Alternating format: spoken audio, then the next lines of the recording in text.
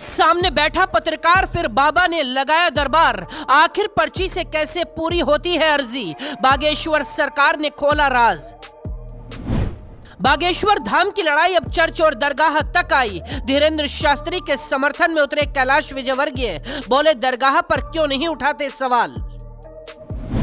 महिला के सामने बागेश्वर सरकार ने दिखाया चमत्कार, तो कांग्रेस ने भी कर दिया धीरेन्द्र शास्त्री को चैलेंज। 26 साल के पंडित धीरेन्द्र शास्त्री इस वक्त सवालों में हैं। धीरेन्द्र शास्त्री दावा करते हैं कि वो दूसरों के मन की बात पढ़ लेते हैं, लेकिन कई लोगों ने इसे अंधविश्वास करार दिया और नया हंगामा खड़ा कर दिया। महाराष्ट्र के नागपुर में धीरेन्द्र शास्त्री जब दरबार लगाने पहुंचे तो वहां तर्कशास्त्री श्याम मानव ने उन्हें चुनौती दे दी कि अगर वो अपने चमत्कारों को साबित कर दें तो वह उन्हें 30 लाख रुपए इनाम में देंगे। अगर सिद्ध नहीं कर पाए तो उनके खिलाफ महाराष्ट्र के ही अंधश्रद्धा उन्मूलन कानून के तहत केस दर्ज करवाया जाएगा।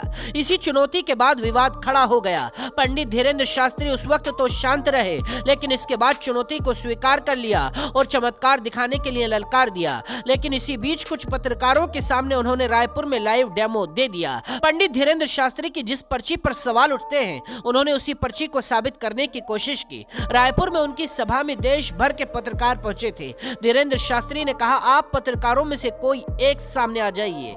इसके बाद एक महिला पत्रकार सबकी सहमति से आगे आती है। पंडित धीरेन्द्र शास्त्री उस पत्रकार से कहते हैं कि मैं पर्चा अभी लिख देता हूं। आपके सामने 4 पंडाल हैं, आप जाइए और चारों पंडाल में से किसी भी एक इंसान को उठाकर ले आइए। ये पर्चा जो मैं अभी लिख रहा हूं उसी की परेशानियों के बारे में लिखा होगा। महिला पत्रकार कुछ दूर जाकर एक महिला को उठा लाती है। जब पर्ची देखी जाती है तो उस पर्ची में उसी महिला की परेशानियां लिखी होती हैं। पंडित धीरेन्द्र शास्त्री ने महिला की सारी कुंडली पहले ही पर्ची में लिख दी थी। इसके अलावा एक और बाबा का वीडियो सामने आया, जिसमें एक बड़े मीडिया चैनल का पत्रकार बाबा के सामने बैठा हुआ है और बाबा उनके भाई भतीजी और परिवार की सारी बातें सही बता रहे हैं। लेकिन कहते हैं हर सिक्के के 2 पहलू होते हैं। लोग दावा करने लगे कि जो भी बातें पत्रकार से जुड़ी गई बाबा ने बताई, वह पत्रकार ने पहले ही अपने फेसबुक पर अपडेट कर रखी थी। इसके बाद अब बीजेपी के राष्ट्रीय महासचिव कैलाश विजयवर्गीय बागेश्वर धाम के पीठाधीश पंडित धीरेन्द्र कृष्ण शास्त्री के समर्थन में आ गए हैं। उन्होंने कहा, जावरा दरगाह में लोग जमीन पर लौटते पीटते हैं, लेकिन उनके बारे में कोई बात नहीं करता। सिर्फ धीरेन्द्र शास्त्री पर आरोप लगाना गलत है।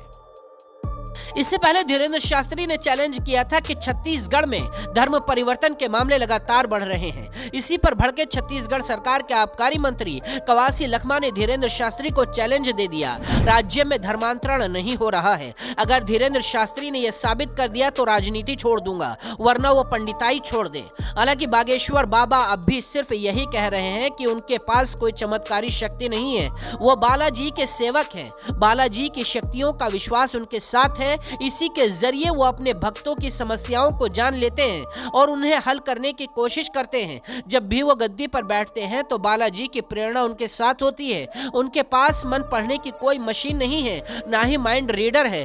भारत में ऋषियों मुनियों की पुरानी परंपरा है। वो अपने इष्ट के सेवक और शास्त्रों के साधक हैं। उनके आधार पर वो कागज पर लिखते हैं और लोगों की श्रद्धा के चलते वो सच साबित हो जाता है। खैर, आपको क्या लगता है पंडित धीरेन्द्र शास्त्री का चमत्कार पर आपकी क्या राय है? कमेंट करके बताइए और देखते रहिए जनसत्ता.com।